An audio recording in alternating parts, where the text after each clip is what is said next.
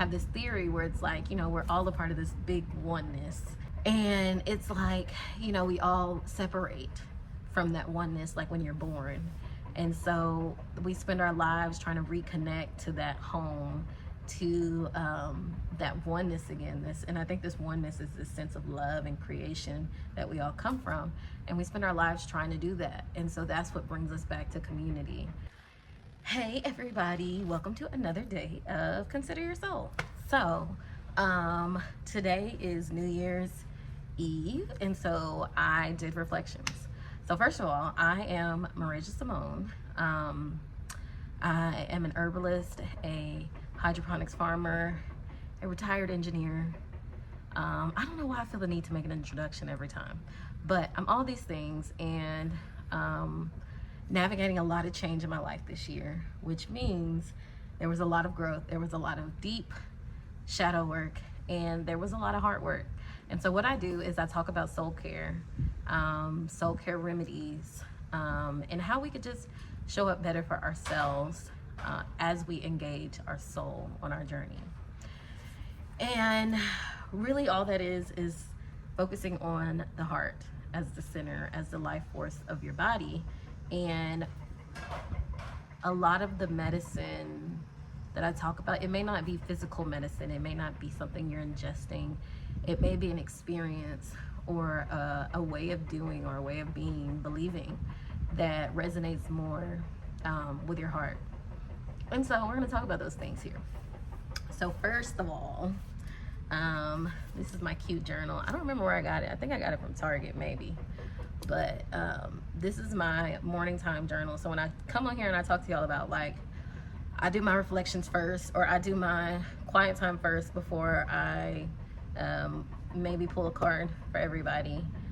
Today I did that, and I focused on reflections, like with gratitude for, just how this year went, all the things that have happened, because it has been a very, very intense year.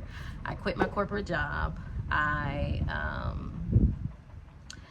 didn't move home after I did that. I had no income coming in at the time. I just had money I had saved up and lived off of that for as long as I could. And then I started having some income coming in and worked on really building Center Sage and creating a solid foundation for Center Sage. And so there's been a lot of self-work. I got a coach this year. I reconnected with my old therapist. So many things happened this year that were divinely a part of my journey, is what I'm recognizing. It was gonna happen regardless. And I think I was so stuck in, like, what is the right choice for me, that I didn't realize that the fact that I'm asking the question is showing me that there is change needed. And so more than likely, whatever choice that is bringing about change and transformation is the choice for me, because I think it all starts with a question. I remember my plant walk, one of the things I said was, the curiosities of my heart led me here. And so allowing your curiosities of your heart to lead you, because they're guiding you back to your soul. And a lot of us have unintentionally been disconnected from our soul just by the way that we live in this world. And I think that's the way that society has set things up, whether it's intentional or not. It's just kind of like I guess the word I want to say is like a byproduct of the experience of being a part of a collective space. Is that whatever you expose yourself to, whatever you're around, is kind of what you become. And so there's a lot of work that goes into becoming what you desire to be and staying connected to your soul. And so that was what this year was about, was like upending everything that didn't fit into alignment with who I am. It didn't feel good to my spirit. Reigniting the joy for the day, reigniting, which we'll get into that. But it was a lot about, like, this pattern of escapism. And yeah, we had to break those patterns this year. And sometimes we revert back, but when we do, like, I know that that's what's happening and I can make a shift. Even dealing with my anxiety has shifted tremendously. I remember I used to get hot all the time. I couldn't even be in the car with the heat on because I would just start to feel panicky. I've been blasting the heat this winter, y'all. Like, so many things have changed. So many things have healed, gotten better. I have transformed in such beautiful ways. And I just owe the gratitude to my spirit team, to my family, and to my friends, and to the new people who walked into my life and walked this path with me. And that's really what it's about when it comes to the soul, is finding a space to be in community with other people who connect to your soul, who pour into your soul, and whose soul you can pour into. I have this theory where it's like, you know, we're all a part of this big oneness. And it's something I was writing about. I hadn't finished writing about it, but I'm going to post it on my Substack when I do. And it's like, you know, we all separate from that oneness, like when you're born.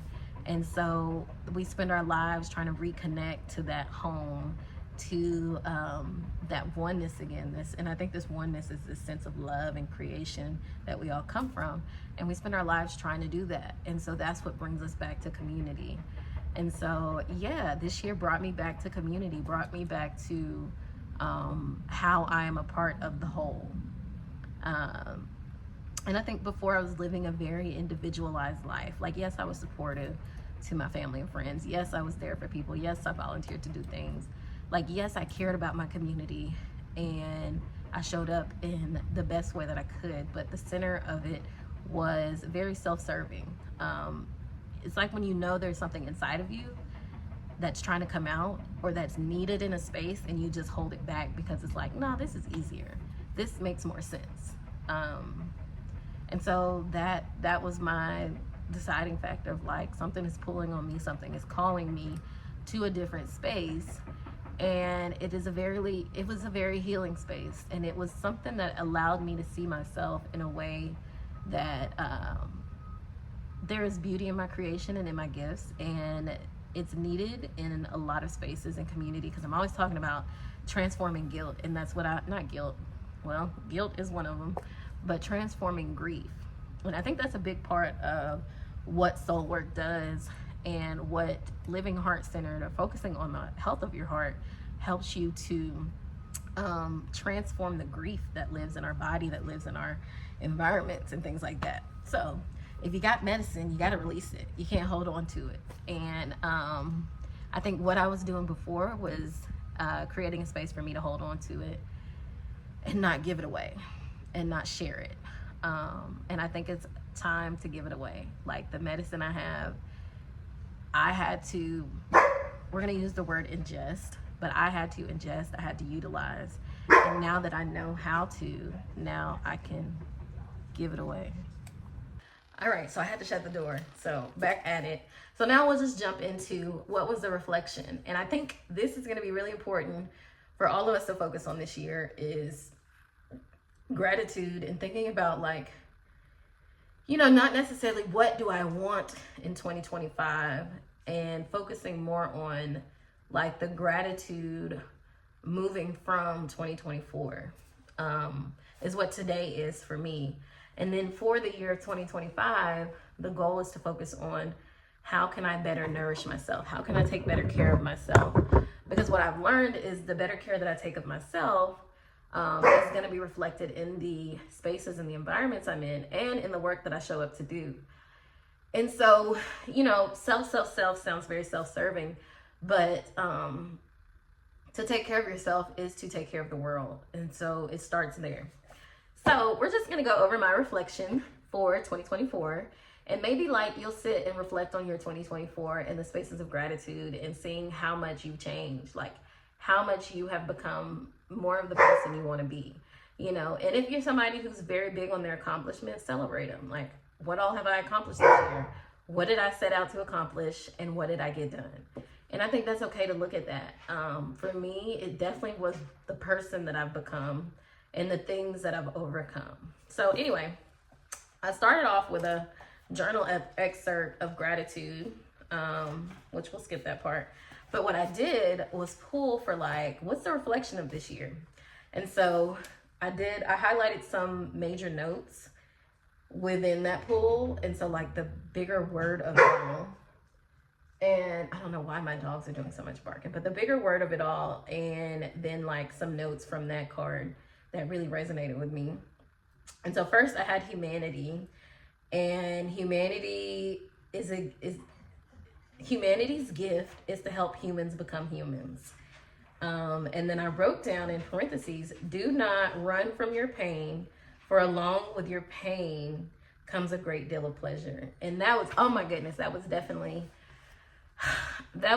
true. Like, there was so much that I had to, and again, I told you, I've had a coach this year, I've had a therapist. I left my corporate job that I've been doing for like 10 years, that I went to school for, and all of that, and even transitioning into things that you feel like are your natural gifts. There's so much unworthiness you have to work through in that space because you haven't been doing it. And you see so many people doing the work, and you're like, how can I be like them? How can I be in this space like that? And so there was a lot of like healing, literal healing, that had to be done with even that thought process. So acceptance, unconditional and universal love. You are worthy. We just were talking about that. You are worthy. Wherever you go, you will know in the depths of your heart you belong. And so that one was a big one, because it's like now you're entering new rooms and new spaces, especially when I started this spiritual herbalism journey. No, cut it out. Especially when I started the spiritual herbalism journey, I was always like, why am I here? What am I doing here? Like, how am I able to be in this space? And as new opportunities came this year, it was always this why me, instead of this celebration of like, oh my God, I can't believe this is happening. It was like, are y'all sure y'all want me to do it? And so again, that's more healing around the worthiness. And then the next one was discriminate. And I didn't know what this one was going to talk about. Hold on. Okay. So yeah, I didn't know where discriminate was going to go. But it says, allow yourself to fall in love with your own authenticity and the authenticity of others. Transform your innate desire to improve yourself into an art form. Speak from the heart. The rest will take care of itself. So again, that heart work was coming up.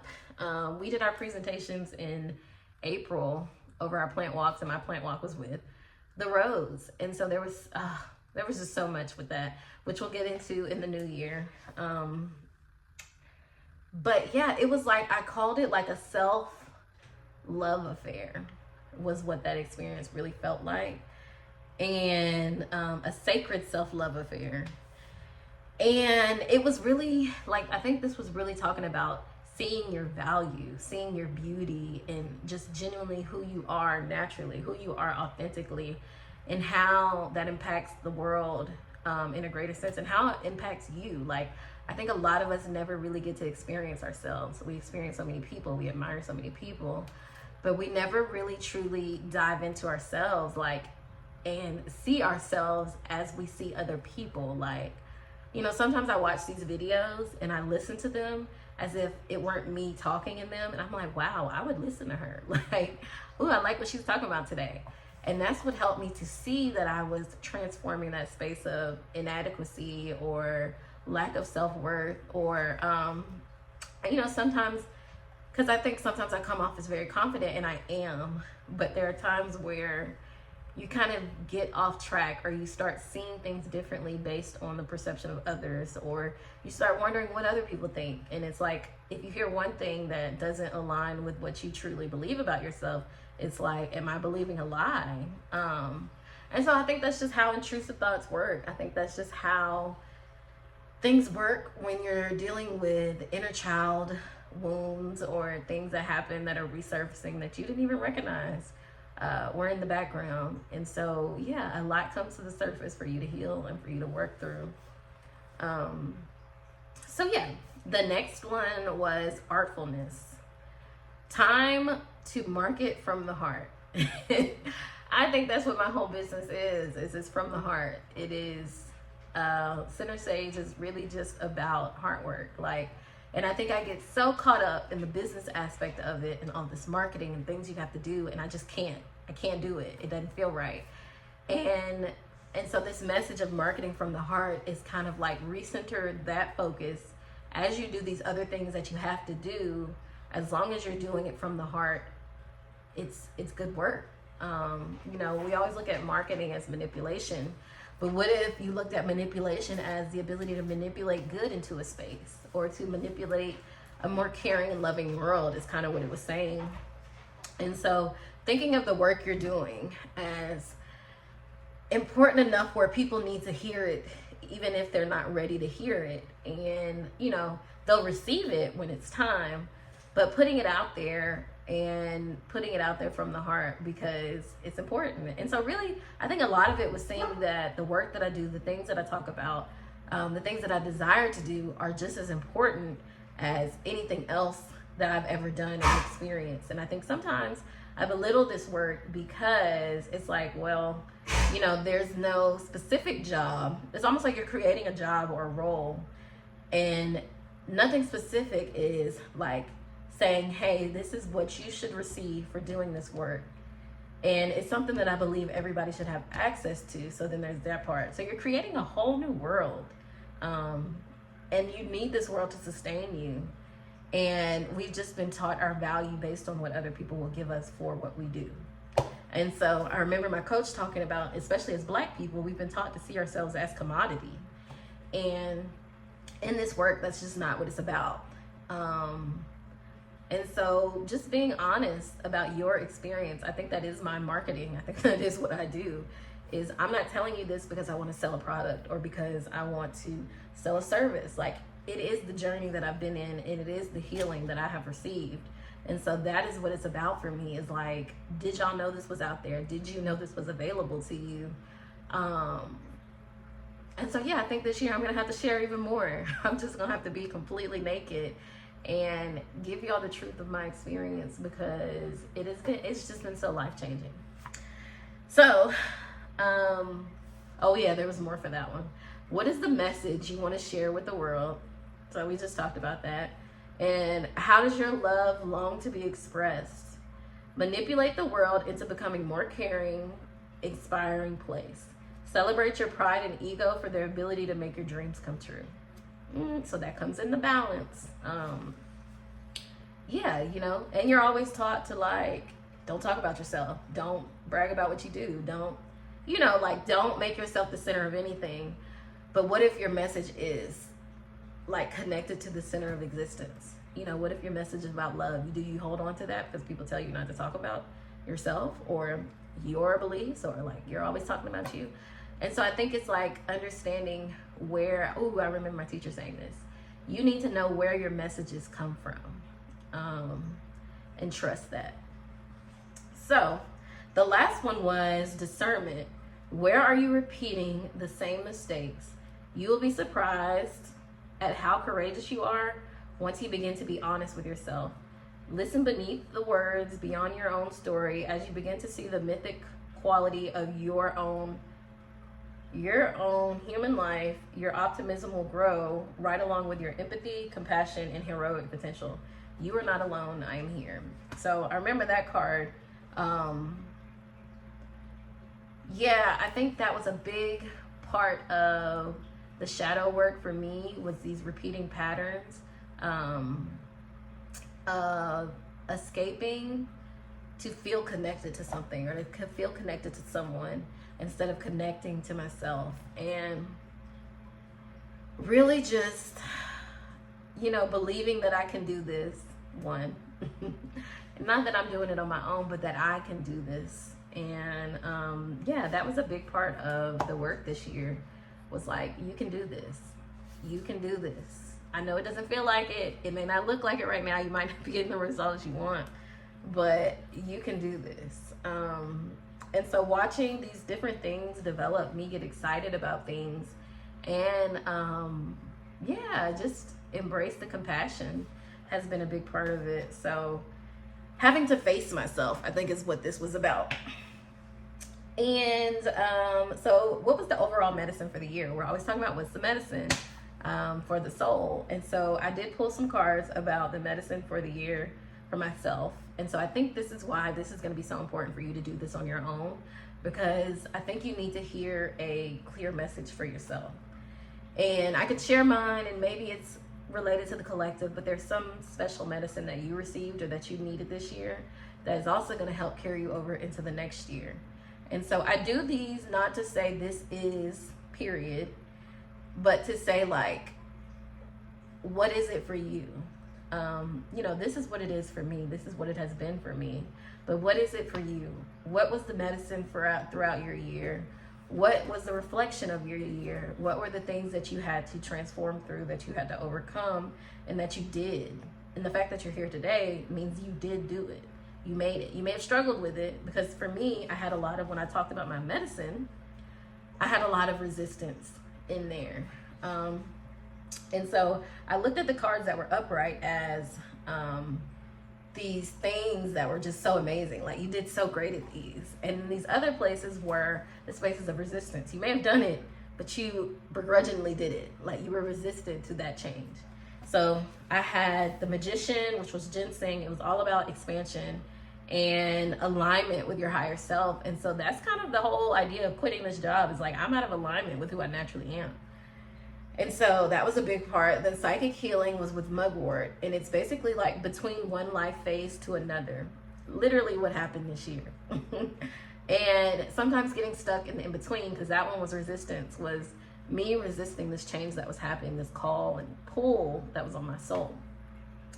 Weaver was lavender, and it was all about new beginnings, emotional fulfillment, walking in alignment, and discipline to enable aligned manifestation. And that one was upright, so I guess I did really good at that. But yeah, it was very much just accepting that you're on a new journey. And so it may have been hard to understand it. It may have been hard to walk in it some days, but like knowing intuitively that you are creating the life that you want, or the life that is destined for you to have, I think is what the Weaver was about, is like taking the things that were necessary to build something else. And so, yeah, lavender is one of those warrior herbs. They are, it's like a duality herb, because it's gentle and it's calming, but it's also this spirit, this warrior spirit that comes with lavender. And so Destiny was next with echinacea. That was a resistance. And so this one was about karma, cycles of suffering, a change is due. And it's like, a change has to happen now. And that's what it felt like the day I told my supervisor, like, I gotta go now. I'll give y'all like another month of me working on things, but like, I'm out. And so this was kind of the energy of the snake eating its tail. It's life and death, sun and moon, and it's trusting fate. Like, this is transition and transformation. Reorienting yourself elsewhere, and realizing that nothing is by accident. So it was kind of crazy to me going through this, because I'm like, wow, like, we're really talking about all the things that happened this year. And while you're going through it, you question a lot of it, like what, why, how, what am I supposed to do, why is this happening? But I think reflecting on this, reading for myself, was making me see like this was always a part of the plan. You may not have realized that, but your spirit knew, your soul knew, because you wouldn't be on this journey. You wouldn't have said yes to this new path if you didn't know this was necessary. And so again, that question that ignites the change. And yeah, so reflecting now is just really, I don't know, it's mind-boggling, because it's like I see the clear picture of why things happen when you're on the other side of it. And so I guess I hope that it propels me forward next year to know that the things that are happening or transpiring are a part of the process. They're a part of the journey. This is your destiny, is what that was really giving me. And then the next one was resistance with leadership, and Lion's Mane. I know Lion's Mane is really good for focus. But because it was resistance, there was a lot of confusion to what is real. And I remember that being a normal question of like, is this really happening? Like, what does this mean? Yeah, like almost like you're living in two different realities, and you feel crazy sometimes. But I think that's just what happens with transformation and change when you're becoming who you've always been destined, as we just said, to be.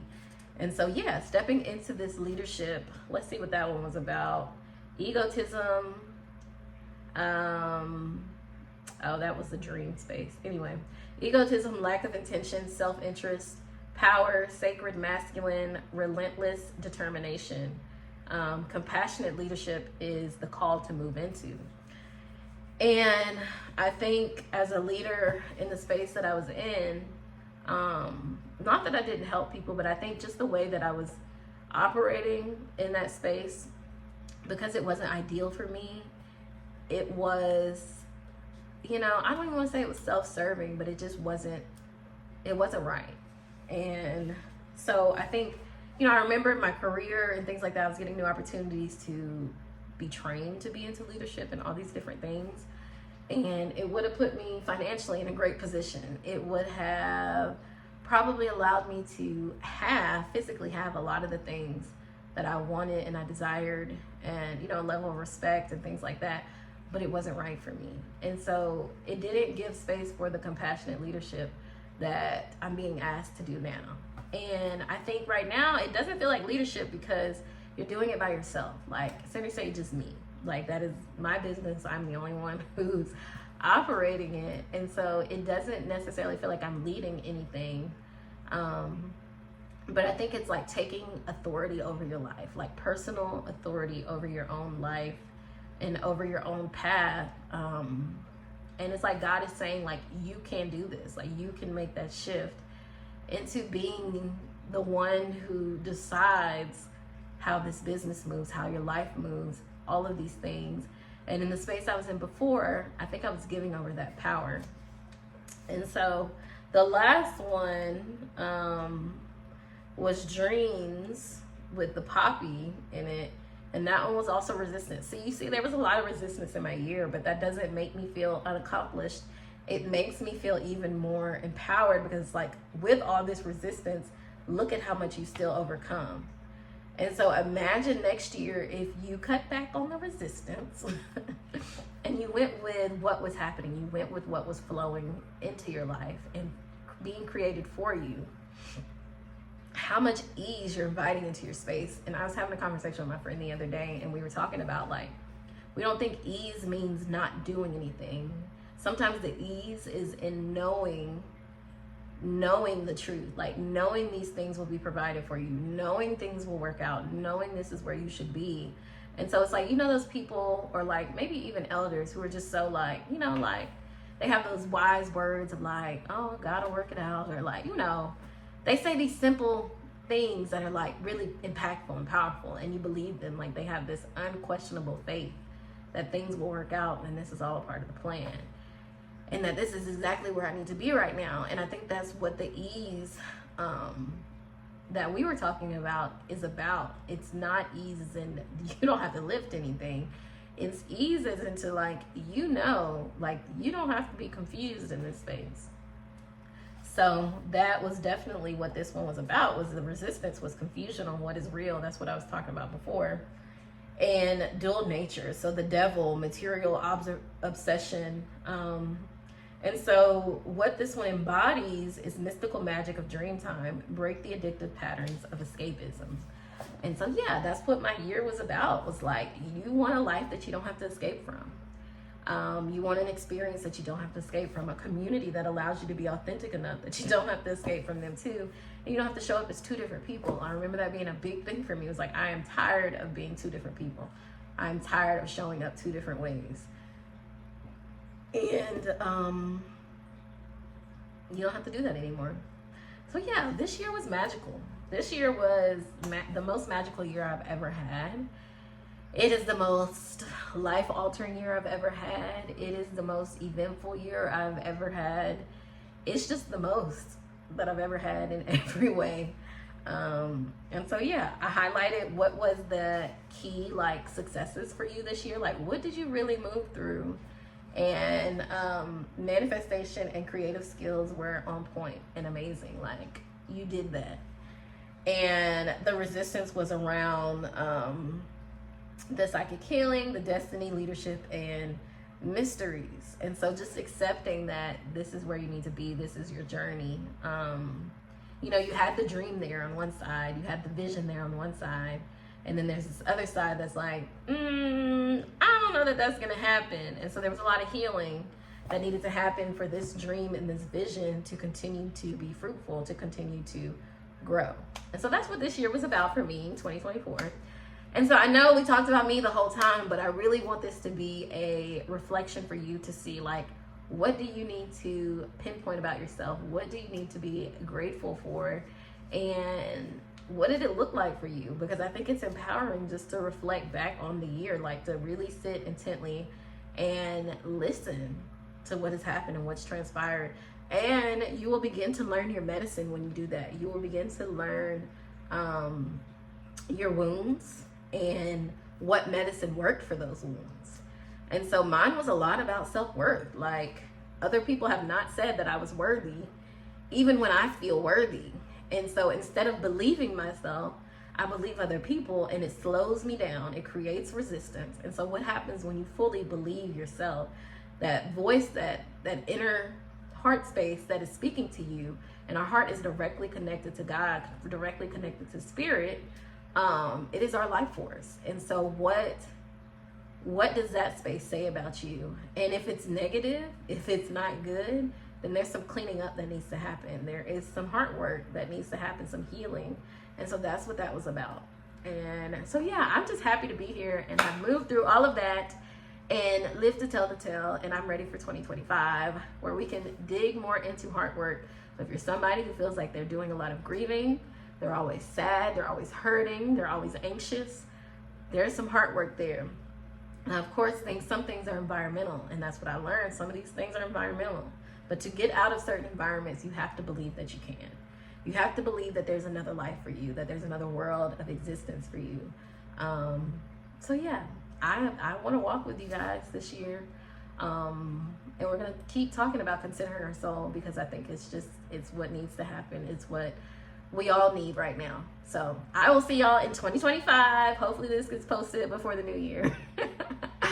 I'm also going to do a recipe, and so if I get it done in time, I will link it down below. If I haven't linked it down below, by the time you watch it, give it another week and I will link it below. Save the video, come back to it. So I'll see y'all later. And don't forget to like, share, and subscribe so we can get this message out to as many people as possible. If it brought you any comfort, maybe it'll bring somebody else comfort. It brought me comfort.